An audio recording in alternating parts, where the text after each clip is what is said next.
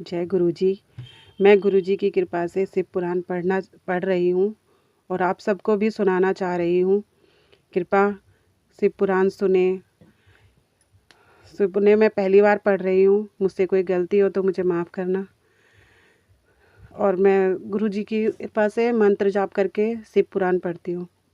ओम नमः शिवाय, शिव जी सदा सहाय। ओम नमः शिवाय, गुरुजी सदा सहाय। ओम नमः शिवाय, शिव जी सदा सहाय। ओम नमः शिव, गुरुजी सदा सहाय। जय गुरुजी, शुक्राना गुरुजी। मैं गुरुजी की कृपा से अब पढ़ रही हूँ। आपको मैं रुद्र संहिता सुनाने जा रही हूँ, प्रथम भाग से। जय गुरुजी। सुजीत जी कहते हैं, सूत जी कहते हैं, महर्षियों, जब नारद मुनि इच्छा अनुसार वहाँ से चले गए, तब भगवान शिव की इच्छा से माया शिवारद ऋषि श्री हरि ने तत्काल अपनी माया प्रकट की। उन्होंने मुनि के मार्ग में एक विशाल नगरी रचना की, जिसका विस्तार 100 योजना था। वह अद्भुत नगर बड़ा ही मनोहर था। भगवान ने उसे अपने वैकुंठ लोकों से भी अधिक रमणीय बनाया था। नाना प्रकार की वस्तुएं उस नगरी की शोभा बढ़ाती थी। वहाँ स्त्रियां और पुरुष के लिए बहुत से विहार स्थल थे। वह श्रेष्ठ नगर चरणों वर्णों के लोगों से भरा था। वहाँ शील निधि नामक ऐश्वर्यशाली राजा राज्य करते थे। वह अपनी पुत्री का स्वयंवर करने के लिए उद्यत थे। अतः उन्होंने महान उत्सव का आयोजन किया था। उनकी कन्या का वर्णन करने के लिए संयुक्त हो चारों दिशाओं से बहुत से राजकुमार पधारे थे, जो नाना प्रकार की वेशभूषा तथा सुंदर आभूषणों का प्रकाशित हो रहे थे। उन राजकुमारों से वह नगर भरा पूरा दिखाई देता था। ऐसे सुंदर राजगणों को देखकर नारद जी मोहित हो गए। वह राजा शील निधि के द्वार पर गए। मुनि शिरोमणि नारद को आया देख महाराज शील निधि ने श्रेष्ठ रतन में सिंहासन पर बिठाकर उनका पूजन किया। तब पश्चात अपनी सुंदरी कन्या, जिनका नाम श्रीमती था, बुलवाया और उनके नारद जी के चरणों में प्रणाम करवाया। उस कन्या को देखकर नारद मुनि चकित हो गए और बोले, राजन, यह देव कन्या हम समान सुंदरी महाभाग्य कन्या कौन है? उनकी यह बात सुनकर राजन ने हाथ जोड़कर कहा, मुने, यह मेरी पुत्री है। इसका नाम श्रीमती है। अब इसके विवाह का समय आ गया है। यह अपने लिए सुंदर वर चुनने के निमित्त स्वयंवर में जाने वाली है। इसमें सब प्रकार के शुभ लक्षण संकित होते हैं। महर्षि, आप इसका भाग्य बताइए। राजा के इस प्रकार पूछने पर काम से विहल हुए मुनि श्रेष्ठ नारद उस कन्या को प्राप्त करने की इच्छा मन में लिए राजा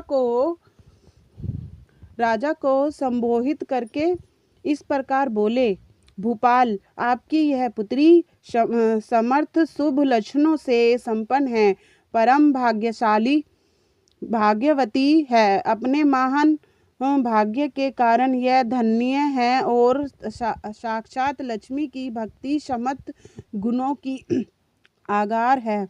इसका भावी पति निश्चय ही भगवान शंकर के समान वैभवशाली, स्वयंवर निष्ठे, प्रजापति ना होने वाले वीर, काम विजयी तथा संपूर्ण देवताओं में श्रेष्ठ होगा। ऐसा कहकर राजा से विदा ले इच्छा अनुसार विचरने वाले नारद मुनि वहां से चले गए। वह काम के की माया के उन्हें विशेष मोह में डाल दिया था। वह मन ही मन सोचने लगे कि मैं इस कुमारी को कैसे प्राप्त करूं। स्वयंवर में आए हुए नरेशों में से सबको छोड़कर यह एकमात्र मेरा ही वर्णन करे, यह कैसे संभव हो सकता है। सम्मत नागरिकों को सौंदर्य सर्वथा प्रिय होता है। सौंदर्य को देखकर ही वह प्रश्न पूर्वक मेरे अधीन हो सकती है। इसमें संशय नहीं है। ऐसा विचार करके काम से विहल हुए मुनिवर नारद भगवान विष्णु का रूप ग्रहण करने के लिए तत्काल उनके लोक में जा पहुँचे। वहाँ भगवान विष्णु को प्रणाम करके वह इस प्रकार बोले, हे भगवान, मैं एकांत में आपसे अपना सारा वर्तन करूँगा। तब बहुत अच्छा कहकर लक्ष्मीपति श्री हरि नारद जी के साथ एकांत में जा बैठे और बोले, मुने अब आप अपनी बात कहिए। तब नारद जी ने कहा, भगवान, आपके भक्त को राजा शील नदी है, वह सदा धर्म पालन में तत्पर करते हैं। उनकी एक विशाल योचना कन्या है जो बहुत ही सुंदरी है। उनका नाम श्रीमती है। वह शिवो मोहिनी के रूप विख्यात है और तीनों लोकों में सबके अधिक सुंदरी है।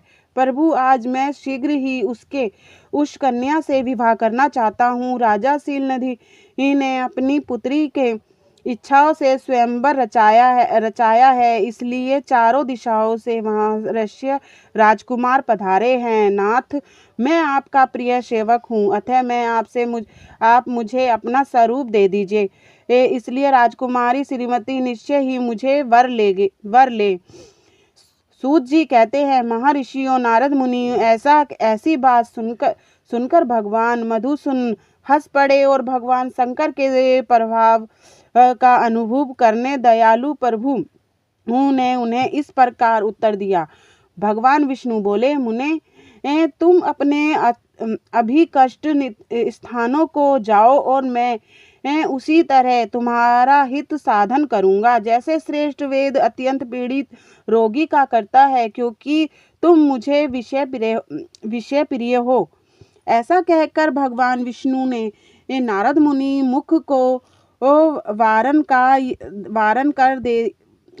कर दिया और विशेष आगमों में अपने जैसा स्वरूप देकर वह वहाँ से अंतर ध्यान हो गए। भगवान की पूर्वकों बात सुनकर और उनका मनोहर रूप प्राप्त हो गया समझकर नारद मुनि को बड़ा आश्चर्य हुआ और अपने को कृत्य मानने लगे। भगवान ने ये प्रयत्न किया, इसको वह समझ ना सके। अंतर्दत्त मुनि श्रेष्ठ नारद शीघ्र ही उस स्थान पर जा पहुँचे जहाँ राजा शील नदी ने राजकुमारों से भरी हुई स्वयंवर सभा आयोजन किया था।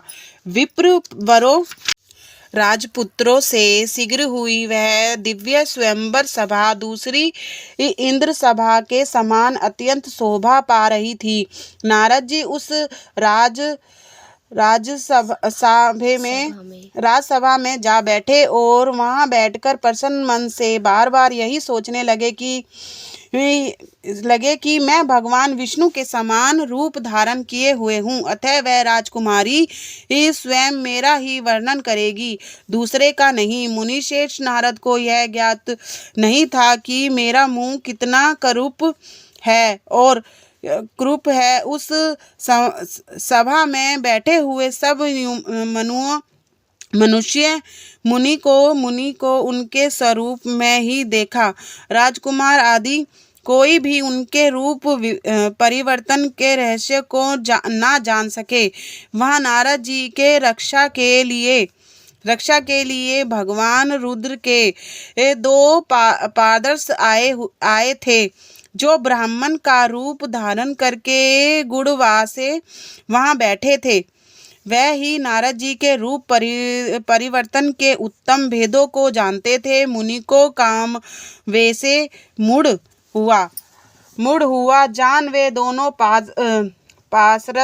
पार्षद उनके निकट गए और आपस में बातचीत करते हुए उनकी हंसी उड़ाने लगे। परंतु मुनि को काम से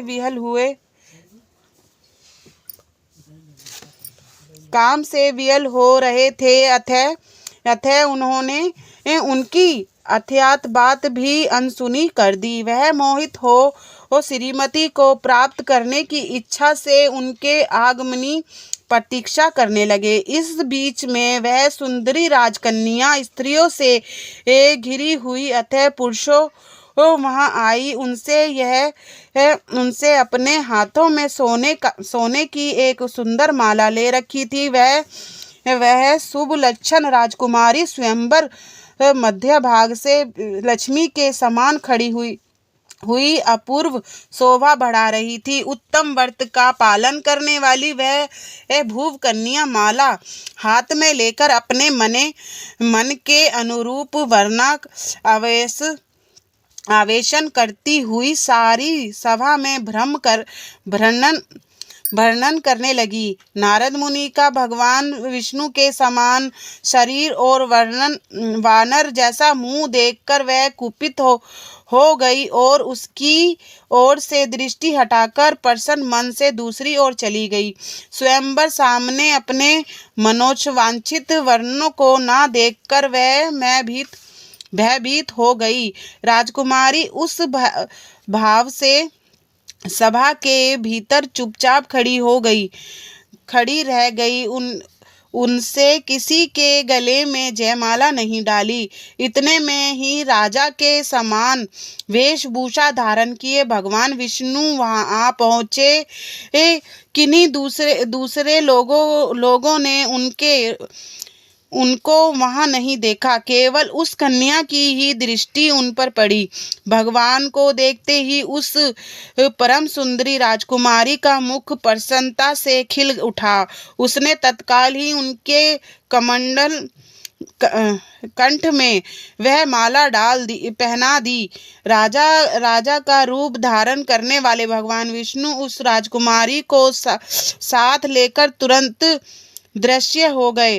तुरंत ही अदृश्य हो गए और अपने धाम में जा पहुँचे। इधर सब राजकुमार श्रीमती ओर से निराश हो गए। नारद मुनि तो कामदेव नशे आतुर हो गए, इसलिए अतः उन्हें विहल हो उठे। और तब वह दोनों विपर रूप पधारी ज्ञान विषादर रुद्रगण काम विहल नारद जी से उसी क्षण बोले।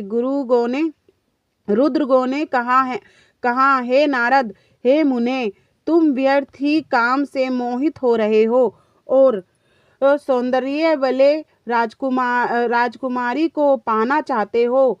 अपना वारन से समान घृतित मुंह तो देख लो। सुजीत जी कहते हैं, महर्षियों, उन दुर्गणों का यह वचन सुनकर नारद जी को बड़ा ही विषम्य हुआ। वह शिव की माया से मोहित थे। उन्होंने दर्पण में अपना मुंह देखा। वानर के समान अपना मुंह देखकर वह तुरंत ही क्रोध से जल उठे और माया से मोहित होने के कारण उन दोनों विश्वगणों वहां श्राप देते हुए बोले, अरे तुम दोनों ने मुझे ब्राह्मण